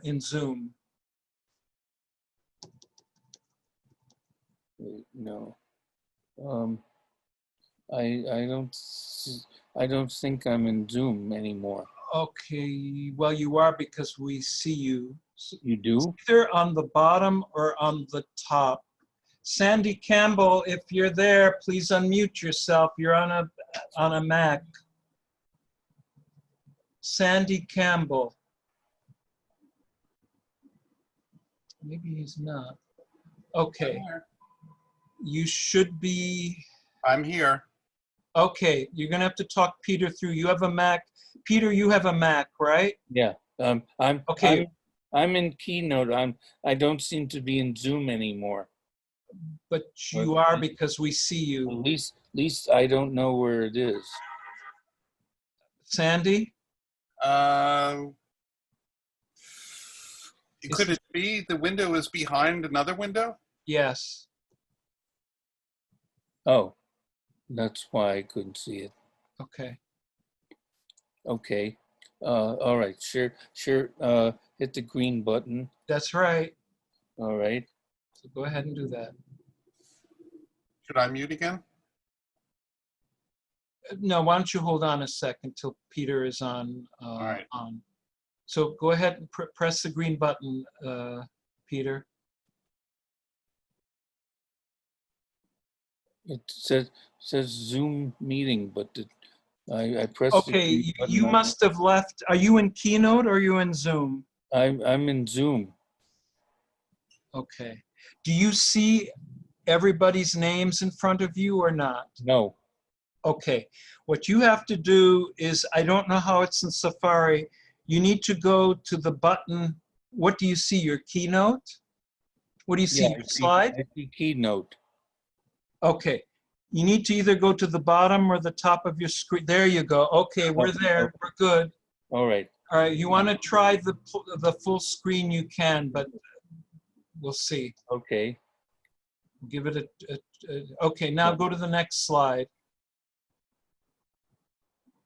Should you don't see anything? We see streetcars. So just go back to thumbnails. Okay, so It's fine. The thumbnails all are right. fine. Okay. Oh, all right. Well, start talking. Okay, I'm talking. All right, so streetcars returned to El Paso on November 9th. They were one of the 4 systems that started up November 9th, 2018. They were one of the 4 systems that started up within 6 weeks of each other.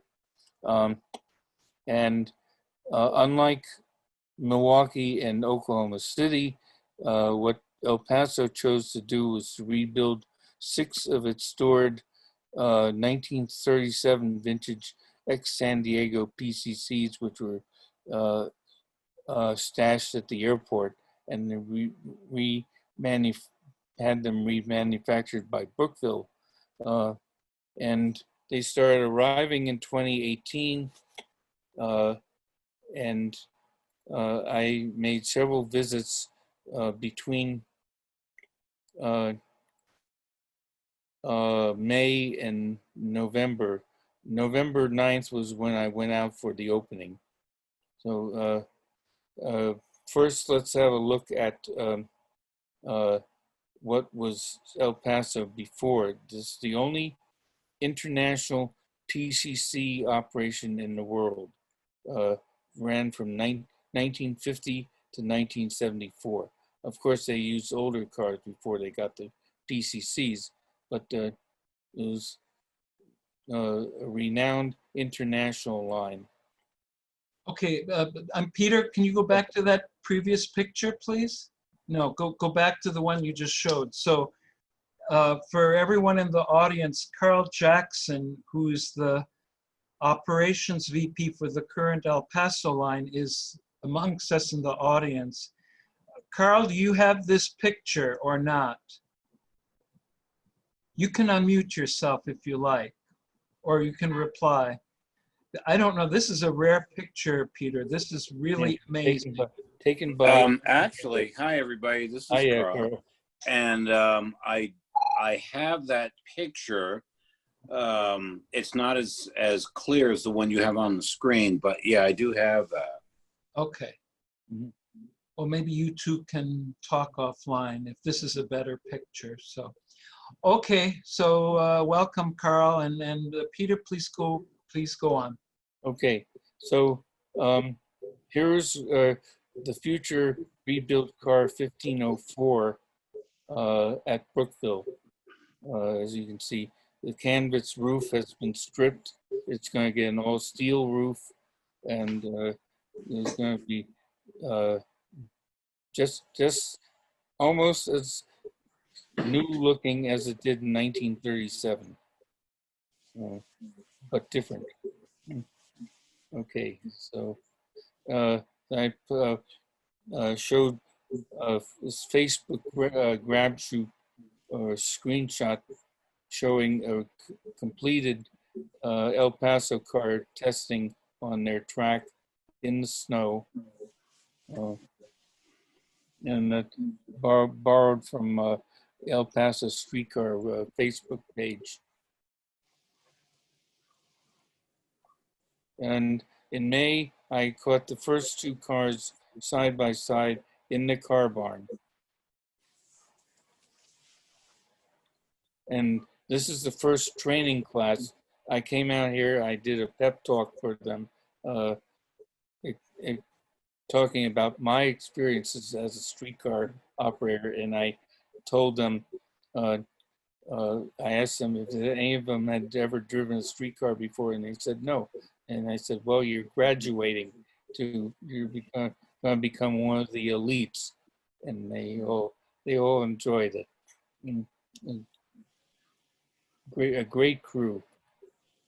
Opening day, 1506, which is painted up to represent the last period of, or next to the last period of El Paso streetcar operation, up until 1974, with a reddish orange stripe, gets the red carpet treatment at Cleveland Square, as it is the first car to open the line.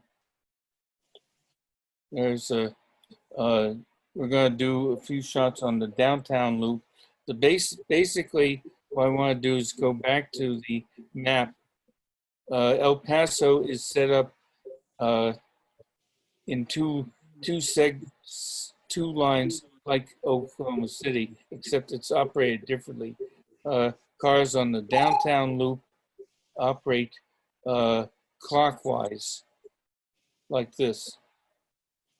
Cars on the that go towards the outer part of El Paso operate counterclockwise, this direction.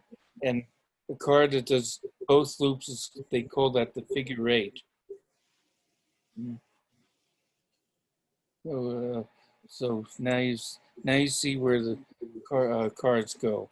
Okay, here is a car making the very wide turn between from Franklin onto Kansas Avenue. No, from Kansas Street, Franklin Avenue. So, here we are at Kansas and Overton. Kansas and Paisano. 1515, by the way, represents the original colors of the El Paso streetcars in fruit salad colors. 1506, again, 1970s period. Here we are. Oh, I missed one. Oh, got out of order. Oh, a picture dropped out. Oh, that's too bad. Here we are on Father Ram Avenue at Mesa, passing a mural. This is one of the barrios.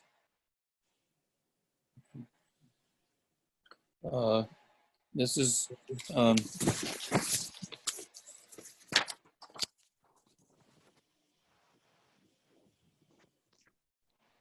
bear with me a minute. I'm getting my notes here. Okay, this is the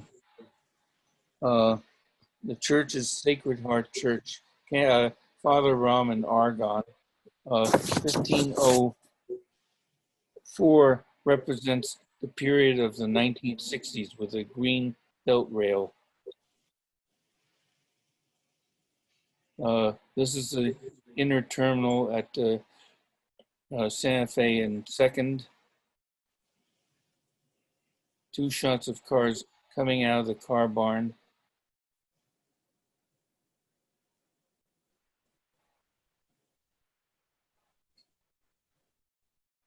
Passing the El Paso Museum of Art on Santa Fe Street. Rounding the turn with the baseball park in the background. Now we're going to go out the figure eight part of the line, Stanton and Franklin.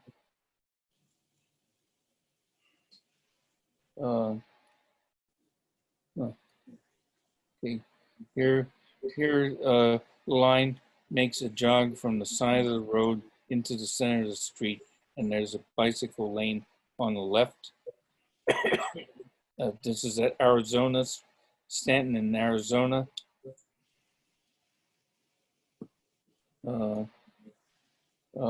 Stanton and Crosby. There's a view around Stanton and University, taken from the University of Texas El Paso parking garage.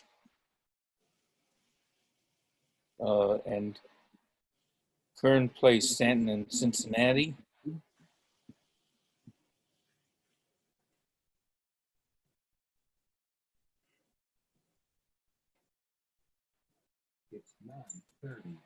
No, it's not. According to my other computer, it's only 9:30. We're only about 30 slides to go. You're fine. Not Peter, let me just stop you for a moment. Let's just tell people we've gotten a lot of interesting comments. So our last ERA North American convention was Tucson, Phoenix, El Paso, and Carl Jackson was our host. And I believe Carl and Peter, you can correct us, the line that's there now really retraces the old international line. It just doesn't go over to Juarez, although they dream at some point in the future, maybe it will once again go to, Juarez, right?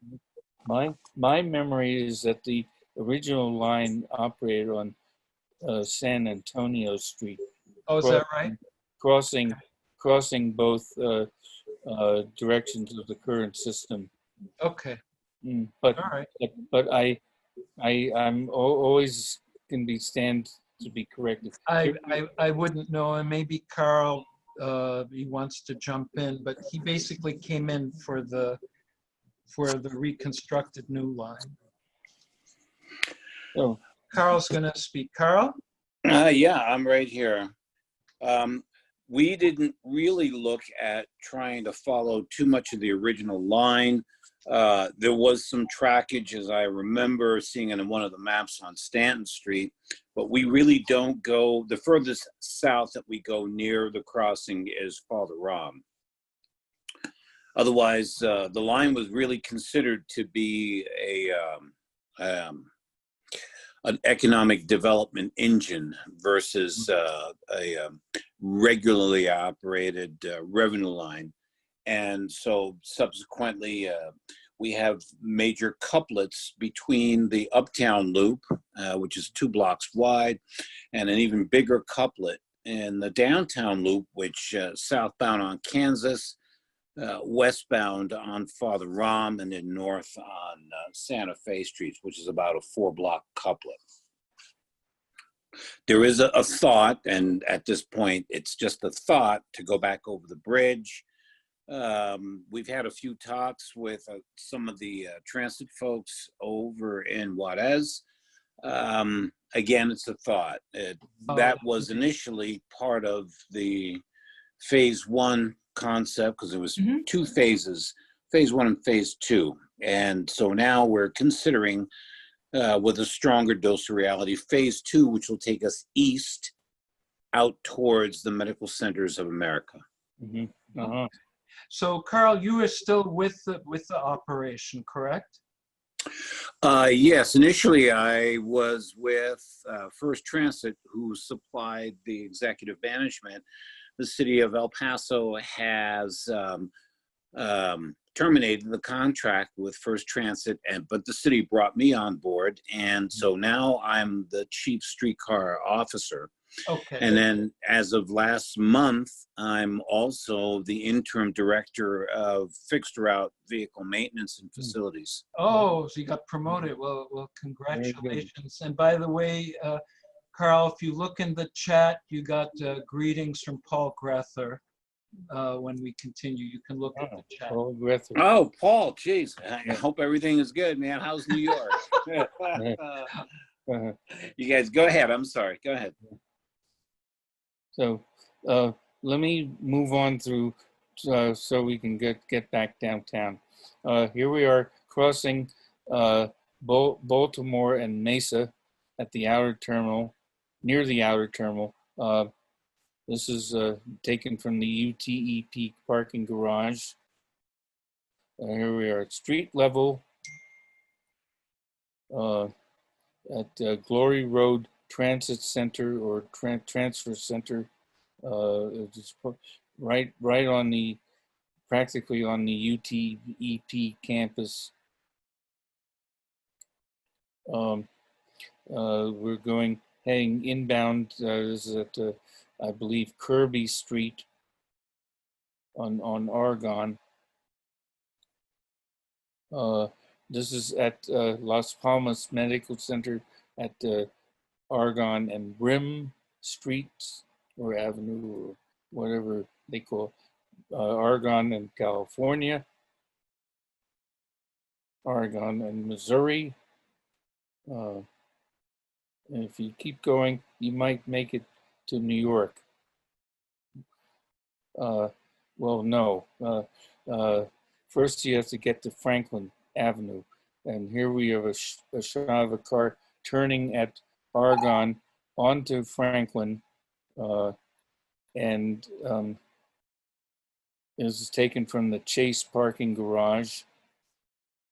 And here we are, two cars. This car is heading inbound, and this car will be going out the figure 8 loop. Okay, and that's the end of El Paso. One more very short segment coming up, guys and gals. Okay, are you ready? We are ready. Let's give it a shot. Oh, wait. Okay, part 2, Arkansas. I went to Arkansas. Okay, stop, Peter, stop. We're still seeing El Paso. You mean to say that you're already on the Arkansas part? Yes, I am. Okay, you're gonna have to do the same thing again. Stop sharing and share now. Sharing. Wait. And then share again, and hopefully we'll then get Arkansas. Okay.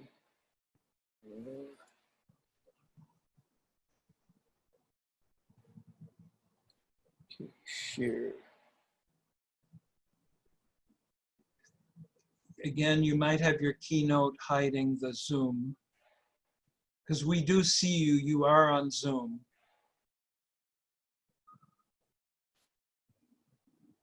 Zoom meeting. Okay, Sandy Campbell, if you can hear me, unmute yourself. I'm unmuted. Okay, let's get through this again here. You should see, where's the share screen button, Sandy, on a Mac? It's on the bottom. Yeah, it's at the bottom in the center. So just like on a PC, okay. Right. There we go. Okay, we're good. Thank All you, right. Sandy. Go Yeah. ahead, Peter, thank you. Okay, let's see if this works. Hold on. Okay, we're in full screen mode. There's the first scene. Can you see the first scene? No, so go back to thumbnails. Okay, It's fine. that's interesting. Why I it know. only worked on one? On the prep, it's fine. Just keep Okay. going. All right. So I visited Arkansas in November of 2019, and I chased it northeasterly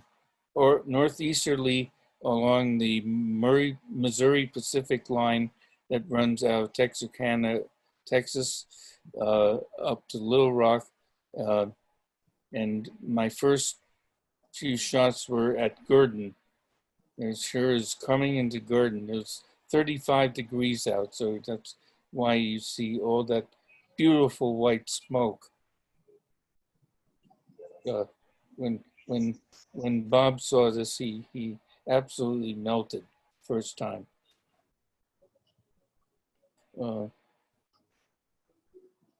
So it stopped at Gurdon. Now we're at Gum Springs, just south of Arkadelphia. Okay. Passing through Donaldson, Arkansas. Passing through Haskell Township, Arkansas. There's another shot. There's a high dynamic range shot in Haskell Township. At Little Rock, the train stopped here. They're stopped at the Amtrak station, and I made this a high dynamic range image to bring out the fall foliage. Okay. Peter, I think you've wowed a lot of people. I'm Wait. looking at the chat box. I'm seeing a lot of wows and fantastics on these Goodness pictures. gracious. Okay, but first, before that, we have to leave Little Rock. There we are, leaving Little Rock. There's the Amtrak station in the background.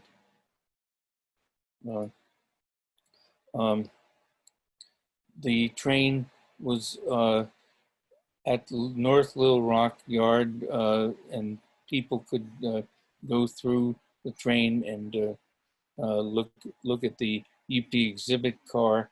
I didn't show a picture of that because the slides didn't come out that well.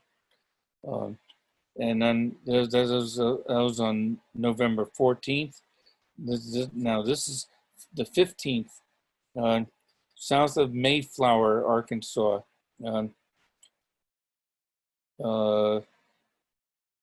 At a place called White City Road. It turned out to be a perfect location.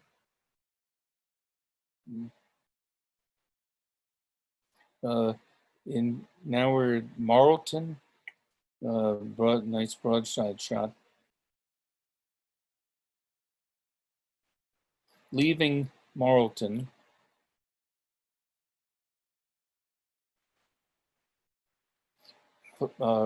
blasting through Atkins, Arkansas, about 60 miles per hour.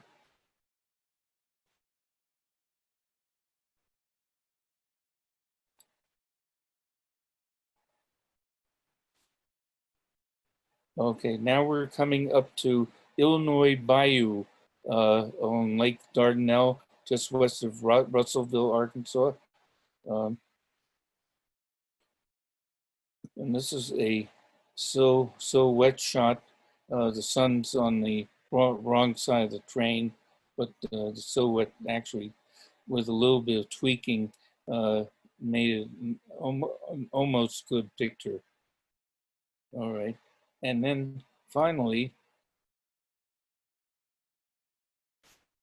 this was taken on July. This next picture was taken, well, on July 20th, 2019. That's the Avenue M station on the BMT Brighton line, for those who don't know where it is. But let's just say what was, I'll give you the real story. I was waiting for the BMT AB standards to come along with the beachbound express. And so I looked down towards Avenue J, and here's this big blob of moving white smoke, and I go, Whiskey Tango Foxtrot?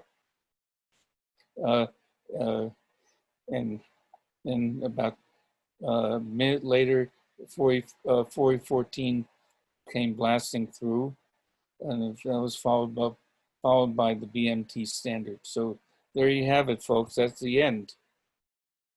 And I want to thank you all for your patience. And I don't understand why it worked once. Peter, it was outstanding. A number of us saw the Boston Street Railway Association presentation. He had the same, I don't know if he had the same issue, but he was on keynote and he stayed on thumbnails the whole time. It's fine. And if you just want to take a look at the chat box, you're getting a lot of great comments. Folks, I left you both my email address as well as the email address of Peter.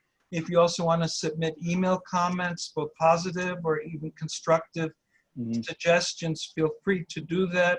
All of this, including the chat, is recorded. This will be posted by Sandy Campbell on erausa.org. Don't hold us to it, probably in about 2 weeks when he gets around to it. And what we're going to do now is, Peter, if you can stop sharing your screen. I'm inviting everybody. You have to do it yourself. You can start your video and start your chat, and you can say hello to each other, or you can sign off. We'll stay on for a few minutes afterward. Last time it was about 30 minutes. So this way you can talk to your friends from around North America. And I don't know if we had anybody from Europe this time. I think this time was all North America. But thanks for your attention. Okay. And thank you for Excellent show, Peter. Well, We had Chris Smith from England. Oh, so we had England. Okay, great.